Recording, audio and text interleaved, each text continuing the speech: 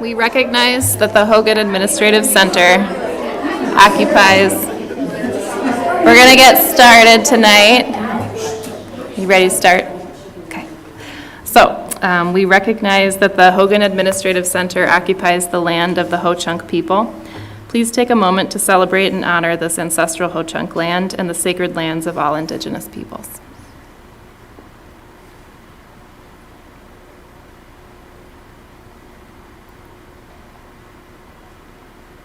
Will the secretary please call the roll? Ms. Baldwin? Here. Ms. Berkedal? Here. Dr. Garcia? Here. Mr. Jackson? Here. Dr. Jimenez? Excused. Mr. Newmeister? Excused. Mr. Korberg? Here. Dr. Sprague? Here. Ms. Supla? Absent. A quorum of the Board of Education is present, so the regularly scheduled meeting of August 21st, 2023 is called to order. We will now have the Pledge of Allegiance. Please stand and face the American flag. I pledge allegiance to the flag of the United States of America and to the republic for which it stands, one nation, under God, indivisible, with liberty and justice for all. I'll make a motion to approve the agenda as presented. Whoops, sorry, miss. Thank you.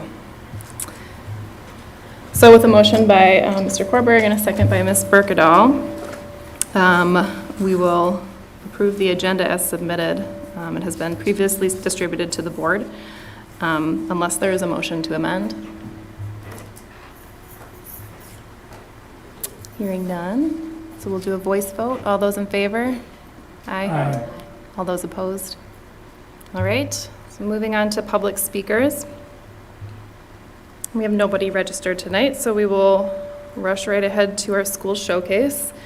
Tonight we have the La Crosse Community Theater Star Academy Summer Camps in attendance. And it looks like Caitlin Clevey and students from the Star Academy will be present. You want to take a second to come up to the podium? Nice.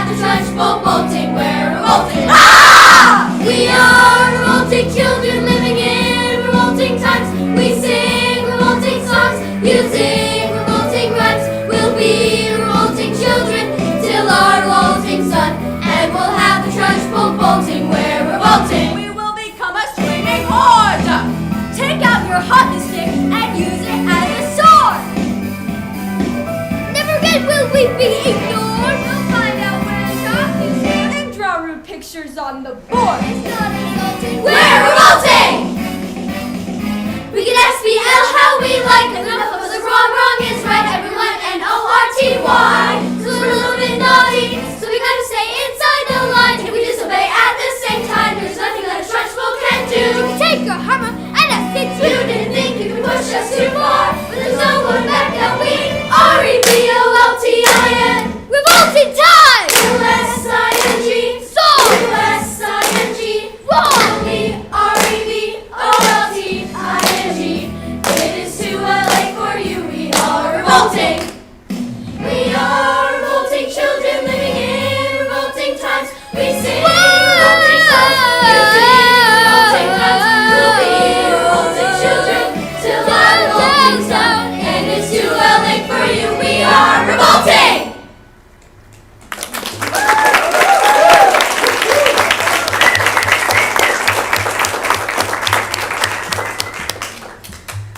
Hi, thank you so much for having us tonight. As was said, my name is Caitlin Clevey. I am the Teaching Artist Fellow at the La Crosse Community Theater, which is in partnership through the La Crosse Community Foundation, a grant that was created to create a partnership between the school district and the community theater to help and boost our drama programming. The Star Academy camps were a result of that, and this is just a very small group of children that were a part of it this summer. We had 4 summer camps in total, Tech Explorations, an elementary musical, middle school musical, and a high school musical, with 185 students total participating, 146 of them from the school district of La Crosse, from grades K all the way through 12. We had over 2,000 people see all of the shows that we put on over the course of the summer. We had, just this weekend alone, Matilda performed, and there was about 250 Saturday, Sunday, and 310 on Friday, so a huge grouping of people that came out and supported the kids.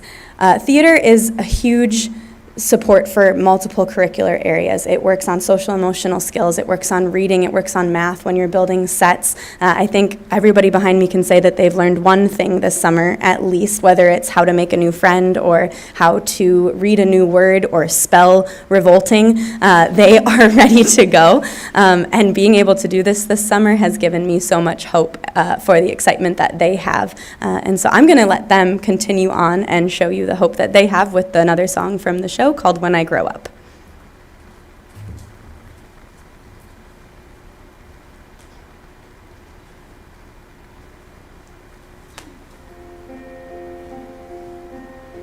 When I grow up, I will be tall enough to reach the branches that I need to reach to climb the trees you get to climb when you're grown up. And when I grow up, I will be smart enough to answer all the questions that you need to know the answers to before you're grown up.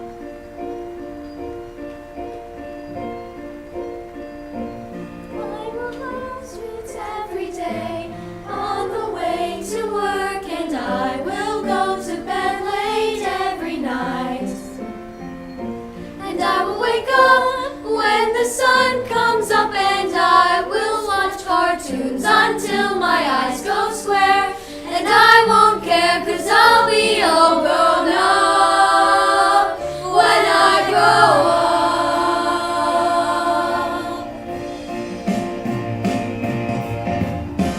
When I grow up, when I grow up, I will be strong enough to carry all the heavy things you have to haul around with you when you're a grown up.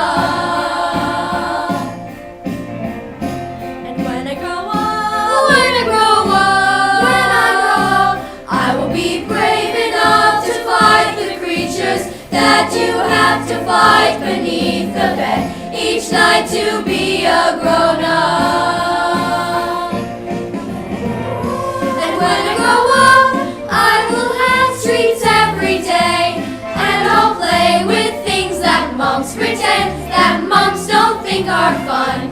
And I will wake up when the sun comes up, and I will spend all day just lying in the sun.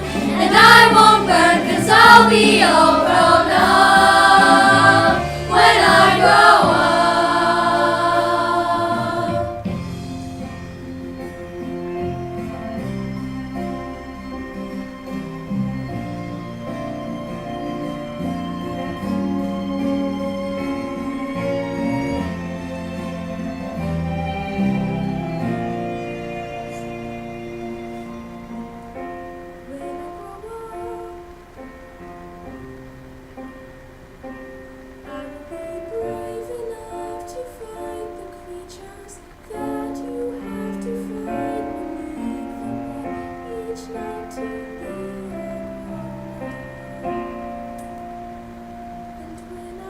Just because you find that life's not merit doesn't mean that you just have to grin and bear it. If you always stand a tall chin and wear it,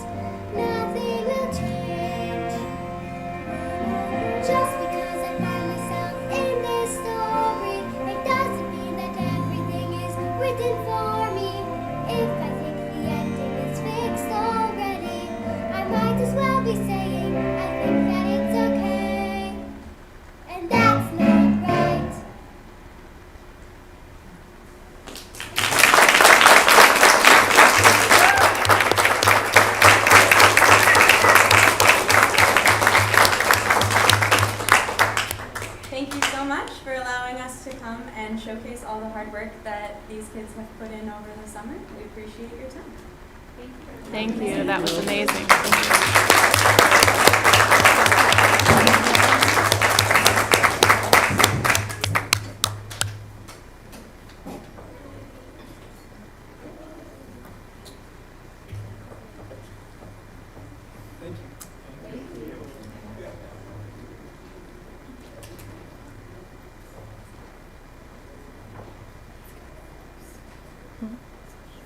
Yeah.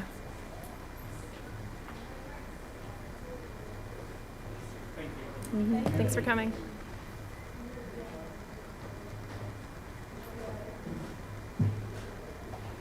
All right, I feel like we should go home now. So we'll move on to the superintendent's consent agenda. The consent agenda is a mechanism used by the board to deal with routine business that must come before the body. Are there any items that members want to remove from the consent agenda?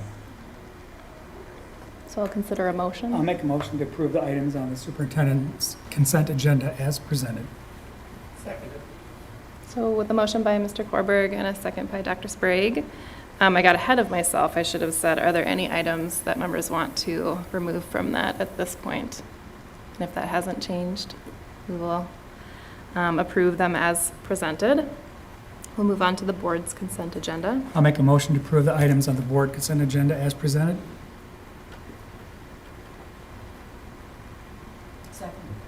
With the motion by Mr. Korberg and a second by Ms. Sukla, we will approve the agenda items as presented unless there are items that board members want to remove from the consent agenda. Hearing none, we will approve them as presented and move right into matters reserved for board action. And the first one on our list tonight is the 2022 to 23 fund balance designations. And let's begin with a motion in a second to open up discussion. I'll make a motion to accept the final 2022-23 committed, assigned, and unassigned fund balance designations as presented. All right, so we have a motion by Mr. Korberg and a second by Ms. Berkedel, and we can begin discussion. Ms. Sprague, do you want to? So fund balance designation, this is an annual end-of-year process. Fund balance is not just our operating funds of Fund 10, 11, or 27. It includes all of the funds. And this year I added on the last page all of the funds, and you will notice that most of them are restricted for certain purposes. But we are going to look today at our unassigned fund balance. Our committed fund balance is also very important. I should add that that is a motion by the board to approve because that changes every year, but it's saying that you are committing these funds that are in fund balance for these purposes on an annual basis. They will change every year, but that is the most important one. The assigned fund balance is also telling you where these funds are going or what they're designated for.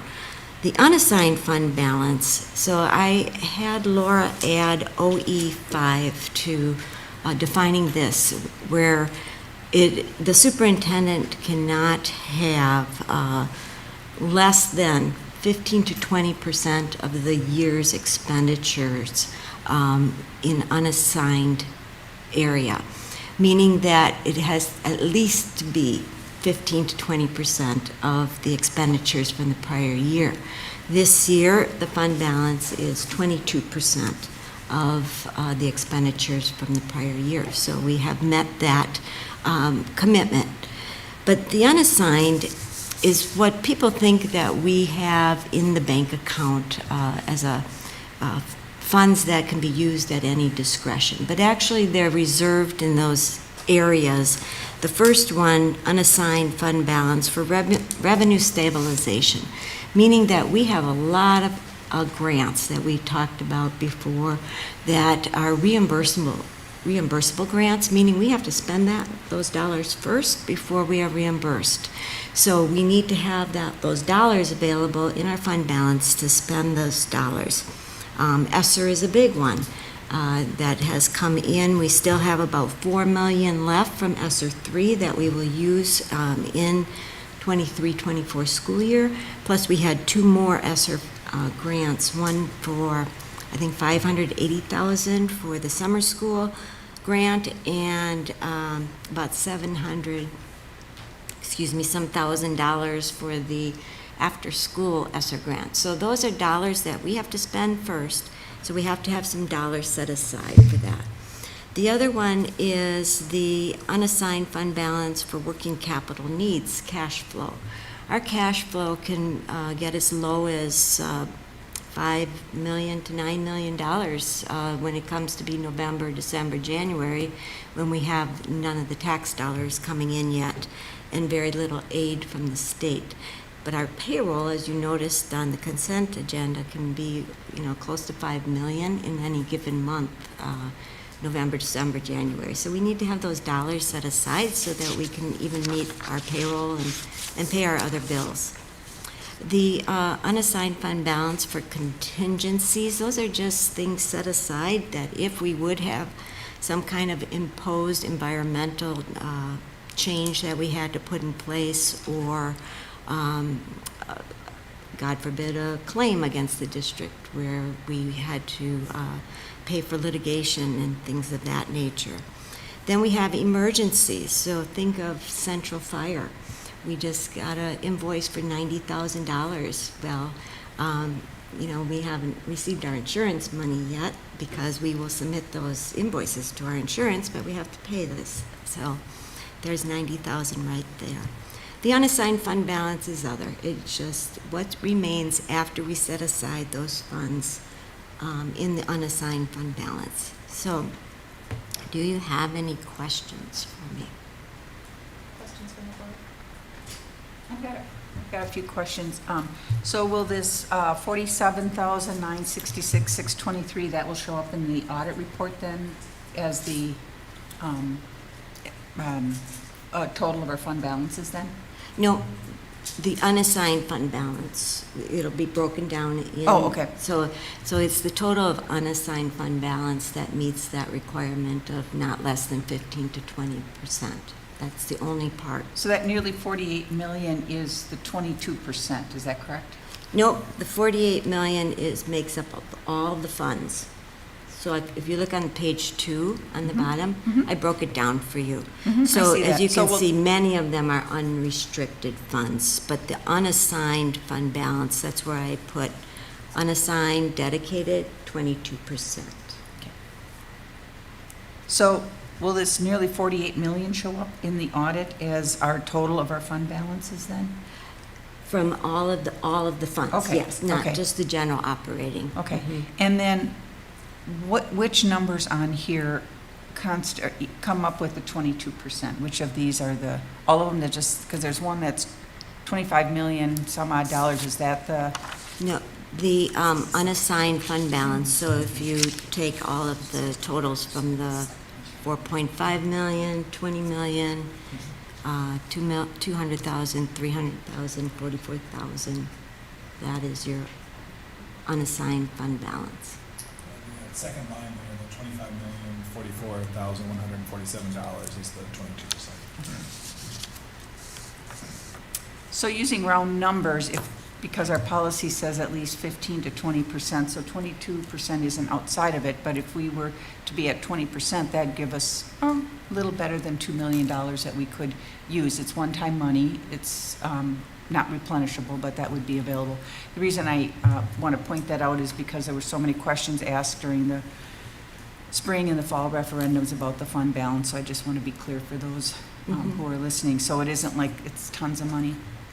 Right. I don't know if we have to have a board motion for this, but one of the things that we received years ago from Janet Ressler, or Janet, Lester. that's right, was a graph over the months showing what the cash, like what your balances were, because that really was a very good way to demonstrate how important it is to have cash on hand. I don't know if that's a report that we could get sometime from you, Sure. but I think that's a really good visual that is not just helpful to us, but also helps explain why we need to keep this cash on hand for the public as well. Sure.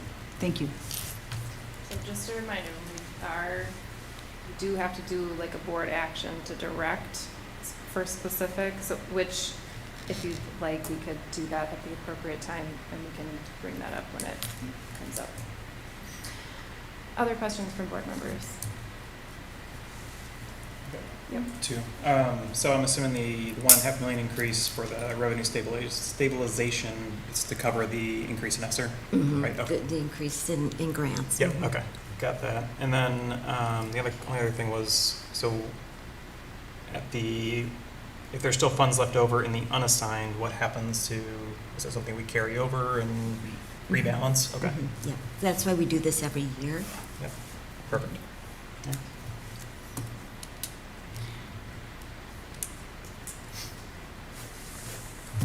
Any other questions or comments? All right, so there is a motion. We can do a voice vote on this and see if the motion carries. So the motion was to accept the final 22-23 committed, assigned, and unassigned fund balance designations as presented. All those in favor? Aye. All those opposed? All right, the motion carries. So we will move on to. When would be the appropriate time to ask for the additional information then?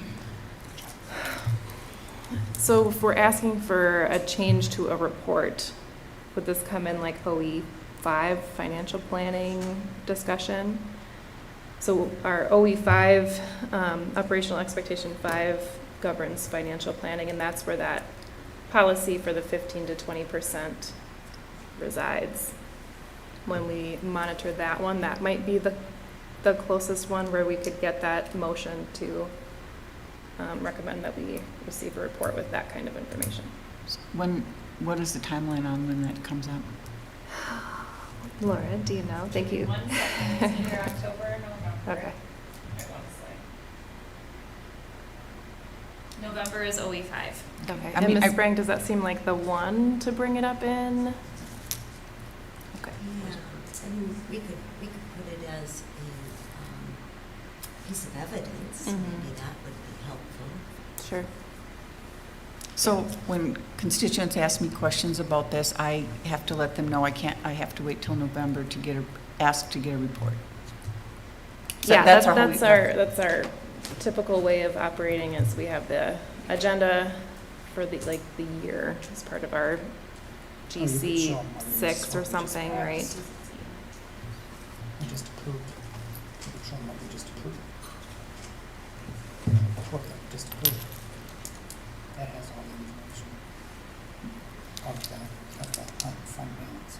I think she's looking for a different way to visualize the data as a fluid thing throughout the year. Because it looks right now on that report like we're just sitting on millions of dollars, just sitting on it. And Yeah. I think to demonstrate to the public how it's utilized for our cash flow is really, I mean, the report that we received in the past was really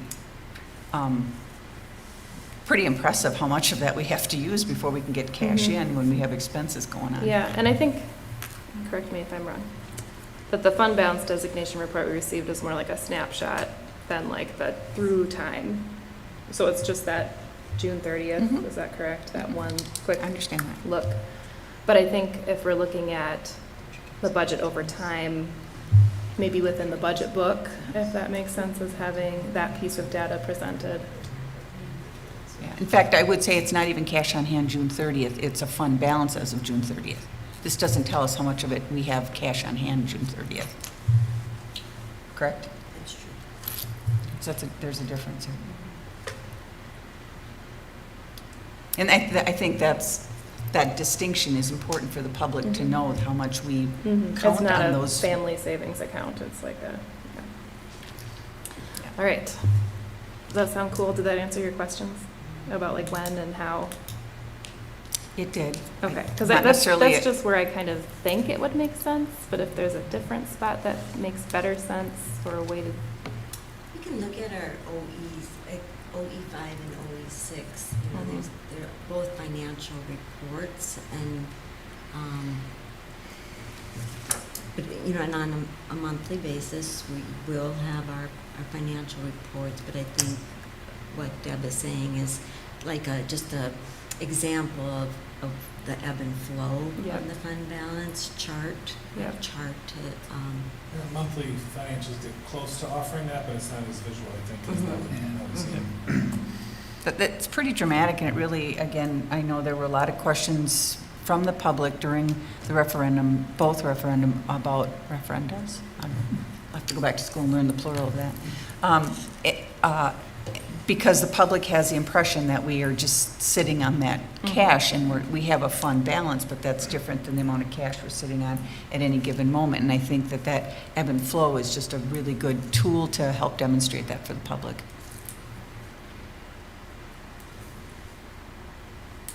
All right.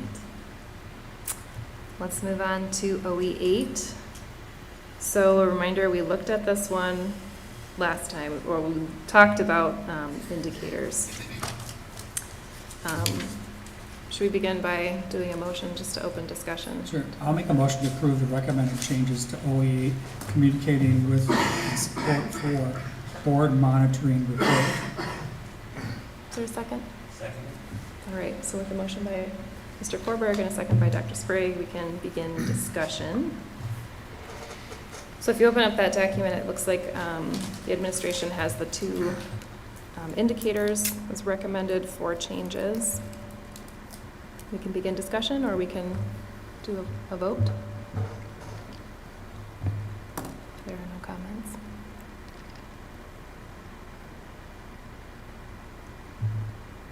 Don't believe anything has changed.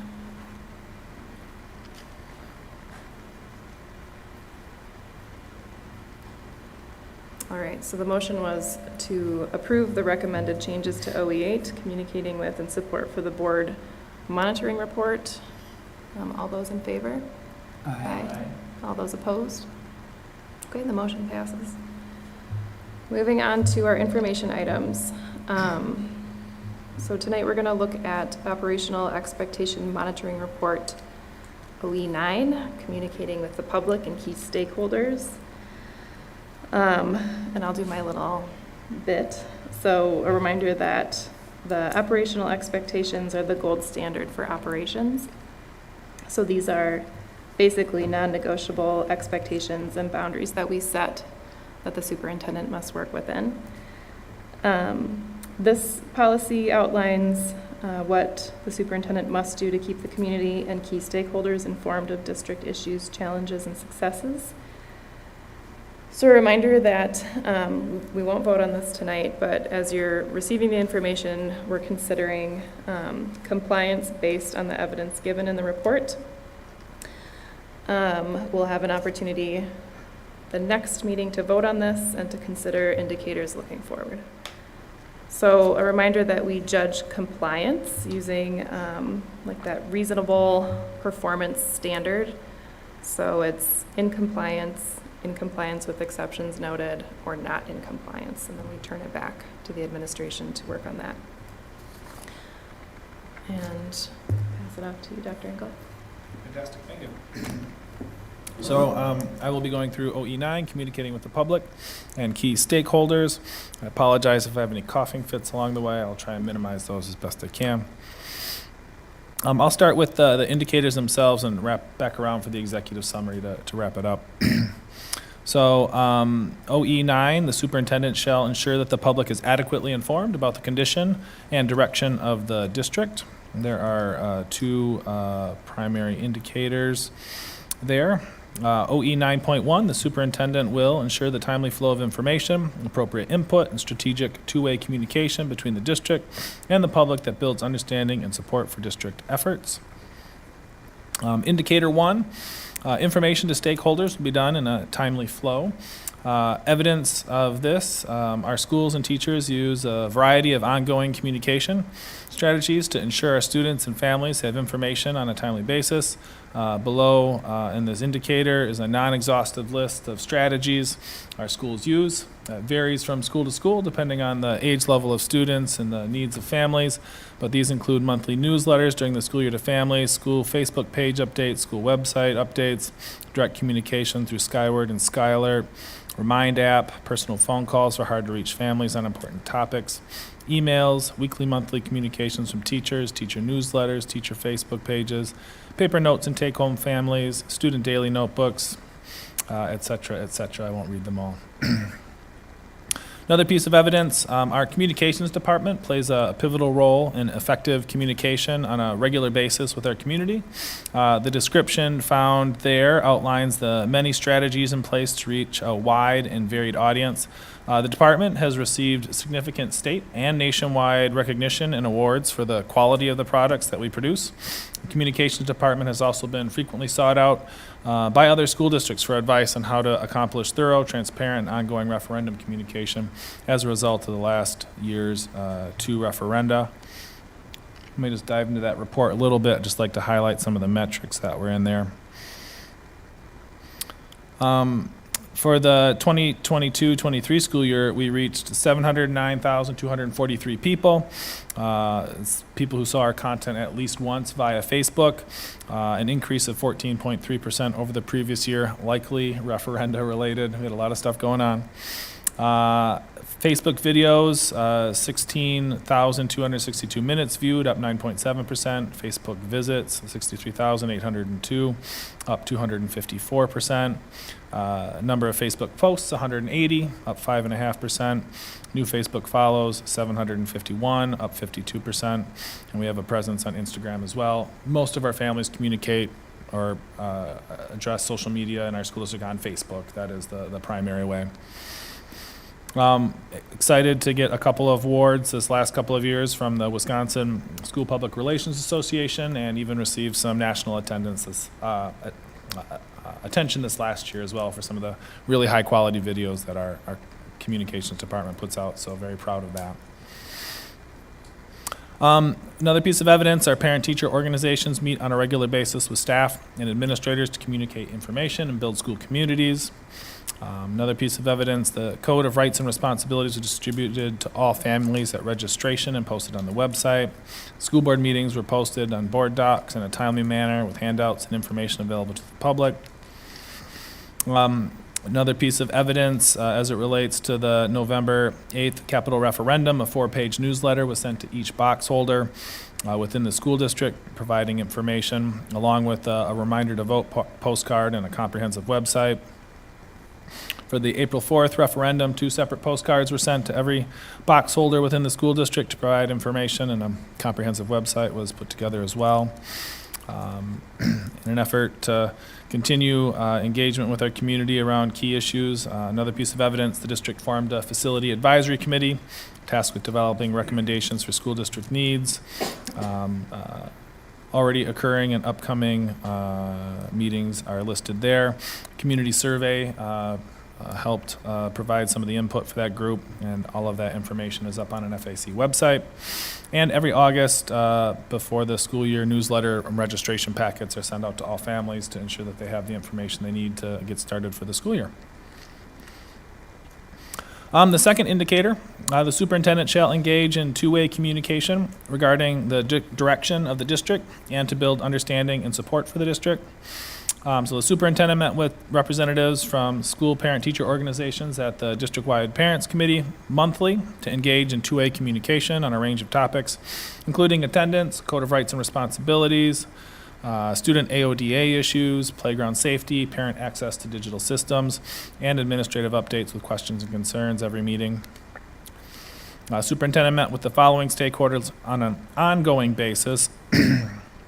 These include Downtown Rotary Club, LPEF Foundation Board, LPEF Executive Committee, Lacrosse Promise Board, Future Centers Committee, NAMI Lacrosse Vernon County Board, Salvation Army Advisory Board, and many others. I won't list them all. Superintendent attended a variety of community events to network with community members and provide information on important topics. Those are always great opportunities to network with folks, have sidebar conversations in more casual environments. Provided information to the community and answered questions on important community topics through WISM interviews and Lacrosse Tribune editorial board. Listed the dates of WISM interviews as well as the Lacrosse Tribune pieces. Met with Central Student Senate students on a regular basis to provide information on important topics and answer any questions students have. This includes questions from reporters for the student newspaper. Those meetings are probably the highlight of each month when I get to go there and sometimes get grilled by students about what's going on. Sometimes it's more perspective and vision focused, but great opportunity to relay information directly from the top and learn what students are thinking about at Central.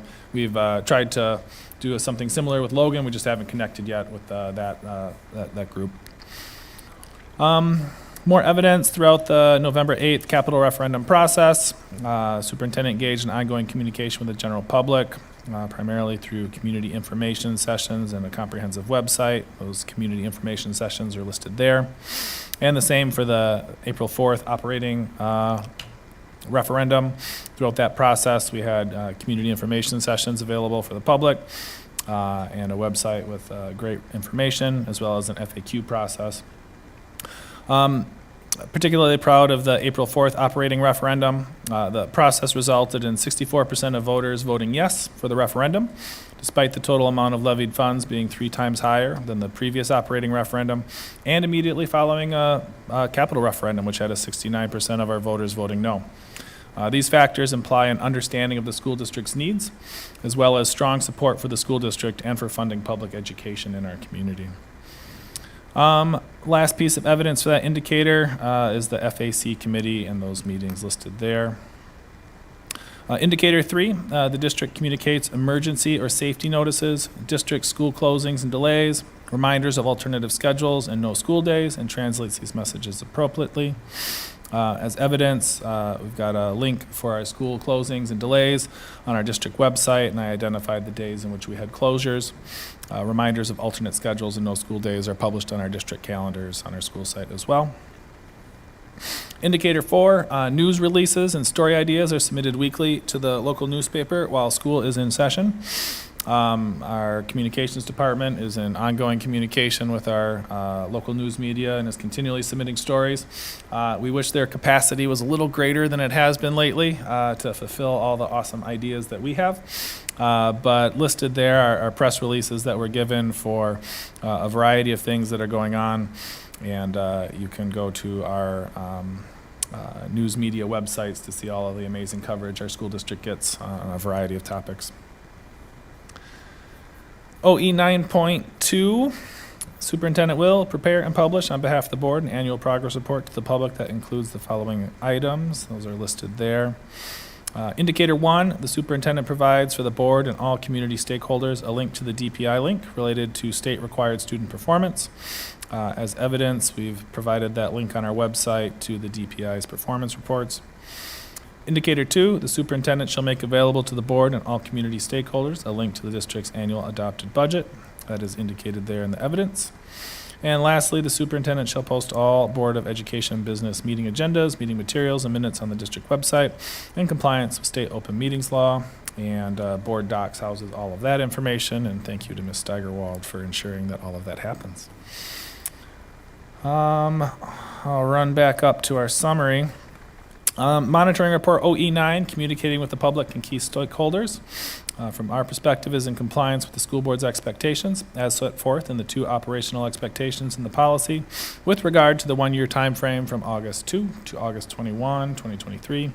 The superintendent's office is primarily responsible for documenting OE9 and relies on the support of a wide variety of members of the administrative team. However, every member of the district is responsible for meeting the board's expectations for communicating with the public and key stakeholders. OE9 monitoring report demonstrates that communication with the public and key stakeholders meets the expectations of the board as defined therein. Highlights include regular communication with staff and parents, significant public engagement throughout the referenda processes, communications department that has received state and national awards, a strong community presence by the superintendent, community-centered process to develop a long-range facility plan, regular features in news media, and timely publication of key materials to the public. Happy to entertain any questions. Questions, comments from board members?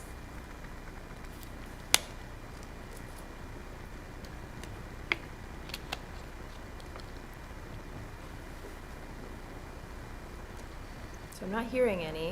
Yeah, I guess I'm just trying to think of the purpose of this policy, because I hear many items listed, and I think about the old analogy about, are we measuring how many times the bird flapped its wings or how far the bird flew? And I go back to the policy itself, written by the board, and the superintendent shall ensure the public is informed. And so you put out a lot of information, but we've also, hear that the public, there'll always be members of the public that aren't happy with everything. That's just a given in being in public service. But I hear more of it than I had heard when I had been on the board in the past. And so, but I don't think our policy, I don't think this is a representation of the superintendent, but I don't think our policy, like, as with anything we communicate, doesn't mean that there's understanding or that connection that happens on the other end. And I don't know if our policy needs to be looked at or what needs to be changed, but I think I think the superintendent's doing what we have written in the policy. I don't think that any questions I have aren't about the superintendent's performance, it's about how we've written a policy. So thank you for letting me pontificate and kind of just noodle through this a little bit. But I feel like this is a long list of bird flaps, and there's a lot of work that goes into it. I don't mean to minimize it by calling it bird flaps. There's a lot of work that goes into that. But what's the result? What has happened because of that, I think, is the question I'm asking in my own mind. And does our policy ask for that, or should our policy ask for that? I think it's an interesting question, idea, because my mind, if there's ever discussion about changing a policy or something, like, is the policy getting at what we want?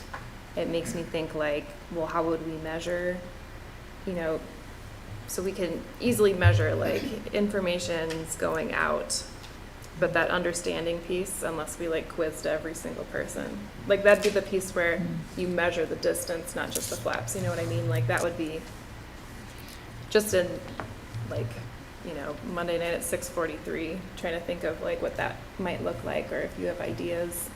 I don't. That's why I'm kind of just throwing that out there. I mean, just because there's more people on the, I think you mentioned the number of increased Facebook viewers, is that because people are more engaged? Is that people are more interested in information? Is that more people that are unhappy? Like, what does that mean?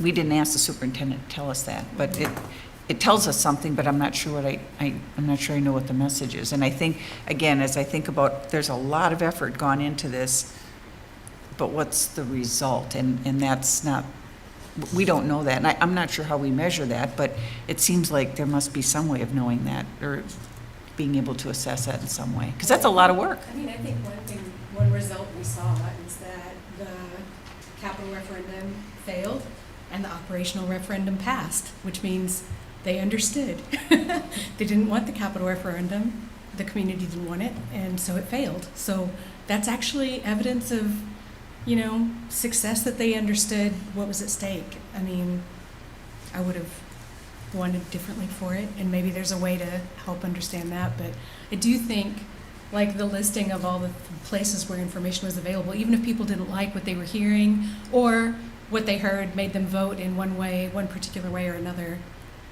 like, the information was available, they took it up, they took action. I agree with the idea that there are like metrics we could look at in terms of engagement with our different forms of communication. I mean, devising any kind of marketing or media strategy involves the use of that kind of data, and I certainly think we can look at our different methods. Look at Facebook, look at direct mailers, and try to find ways to gather data. But if I'm understanding you right, I don't know that there is a way for the board to measure or be reported on whether or not people understood what we put out there, right? That we can't take responsibility for that, the comprehension of our constituents, in other words. Is this the meeting that we would talk about this? Or would it So be the if we're next talking one? about changing the policy, this is not the one. Okay. So And maybe we should do have the email out there about scheduling time to discuss policies, and we could bring that up. And yeah, we can move on if it's not fitting with this, and we can bring it up. Either at the workshops that we have planned, probably be the best spot if it's specifically related to policy. Okay, so for what we have ahead of us, right in front of us,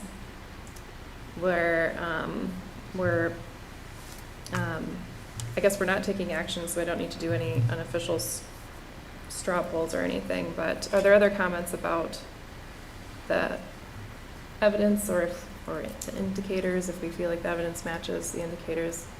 Any other comments on this tonight? All right. So we will move on to the Wisconsin Association of School Boards 2024 resolution proposals. And I don't have any, and I haven't heard from any folks if they have ideas. We don't have to delay on this one too much. We can move on to announcements. Okay, pulled up my email from Nell. The Bowtie Classic is September 9th. They still need teams to sign up, so any golfers, quasi-golfers, people who just like to swing a club and drive a cart, they could really use our support. There's also raffle tickets for sale. They're available here tonight for all board members who would love to support La Crosse Public Education Foundation. The raffle tickets are for drawings for great prizes like Packard tickets and Twins tickets and more. In the last school year, we had the highest distribution of random acts of kindness funds to meet immediate student and family needs, and community support will ensure a similar level of funding is available for the coming school year. And that's it. Thank you.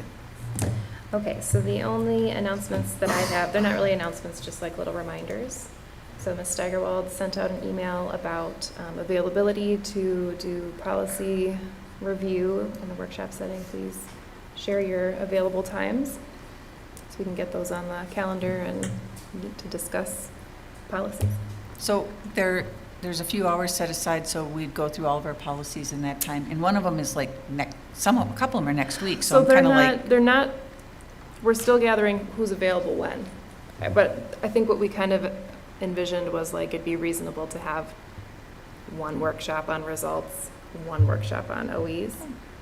And then if that doesn't seem to be enough time, we can always make a plan for another. Is this where we're just going over the contents of those policies? Or, so when we met with, do you want me to wait? Are we in the board debriefing now? No, we're still in announcements. I can wait. I don't know what to do. I'll just wait. Okay, that's all I have though.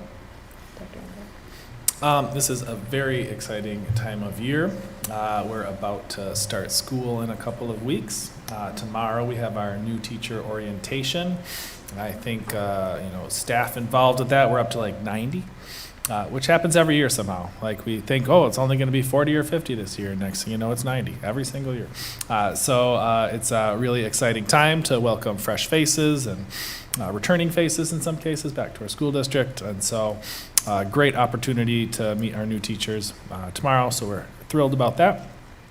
Next week, we have our all staff welcome back, and we have all of our teachers here on ground and getting ready to go for the school year. Another really great, exciting time, just so much energy and excitement to get back together with our friends and our colleagues and get ready to serve our students. And then September 1st is the first day of school for our traditional year calendar. Of course, Northside has already been at it for a month and a half, or a month right now.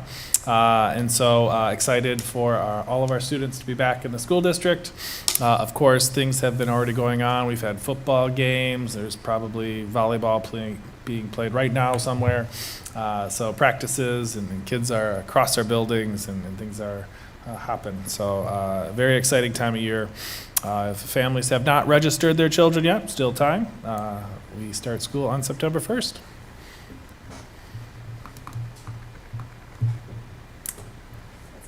All right. We'll move on to agenda planning. I'll make a motion to approve the September 11th, 2023 Board of Education agenda with any additions or corrections. Second. I'll second. Okay, we have a motion by Mr. Forberg and a second by Dr. Garcia. We'll approve the September 11th, 2023 Board of Education agenda with any additions or corrections. All those in favor? Aye. All those opposed? Okay. We'll move on to board debriefing. And Meredith, I didn't have a chance to talk to you right beforehand. Are you able to? I see your name on here, but if you're not. I'm happy to do it. I Okay. was not taking notes on that, though. No, I mean, it was delightful to hear the kids sing. I got to see that production on Sunday, and it was just fantastic. And I got to see Legally Blonde Junior too, which Katie's daughter was in, which is why I was pointing across the way. So that relationship, it's so fun to see that relationship. Evidence of that, our relationship with the community theater on those programs that are really important. And I thought this went really well. I mean, we're still figuring out when we bring up what changes, how to change policy. That's something I'm still sort of learning as a mid-board member. Not really new anymore, but we're in the middle. Yeah, and I think thanks for Katie's reminder. It's easy to get off track and get caught in the weeds of that, and that we could have hours-long meetings about small changes we want or little things. So I'm glad we're having the workshop scheduled. But yeah, I thought discourse was respectful and useful, and it was great to celebrate students. Any other comments? Can I ask, just with regard to that, just to make sure we're all on the same page, when we met with the Aspen group folks, didn't we decide, and I think this is reflected in our next meeting's agenda, that so today we looked at the evidence from the district that in their interpretation they are in compliance with OE9, right? So at the next meeting, as part of the information section, we will talk about any recommended changes we would like to the indicators. Yeah, And then we so vote? There's the way, whatever that means, because we can do this pretty much how we want. But the way that I understood how to bring up policy changes was there's a way to do it within a board meeting when you're considering, approving the previous one and then looking at the forward at the indicators. Mm-hmm. And I think, Deb, you had said with the policy planning, there was also on the cover letter, some piece where it was does the board feel like this policy still meets the board's needs, right? But in that workshop, they also said, since we have so many new board members, it might be useful just to do a workshop to go through the policies. Honestly, from my perspective of planning and thinking of meetings and stuff, I will do whatever makes sense. If people really cannot come to a workshop to do the policy reviews, we won't do that. We can do it in the meetings. But because there's so many new people and they haven't been looked at since they were first adopted when coherent governance came on, it seemed like a good opportunity to do it as a chunk. So when it's information, we review what has been provided to us. And then the next meeting, we approve the monitoring report. Besides looking at the future, we also approve if they, because today it was information only, so we didn't take any action on accepting it as approved, or I don't have the language here in front of me, but. Yeah, so at the next meeting, it is on the agenda as an action, but it's also on the agenda as information before the action, and it says that's where we can present any recommended changes to interpretations and indicators. However, we can't, as a board, tell administration how to prove to us. We can just say we don't think. Yeah, we can say these this indicators evidence don't is meet cutting what the we mustard. Okay, and then they go back and change the indicators. and then tell us. Okay. We also can't say, I want you to change your interpretation and include these words, because it's not our interpretation of our policies. It's how Aaron interprets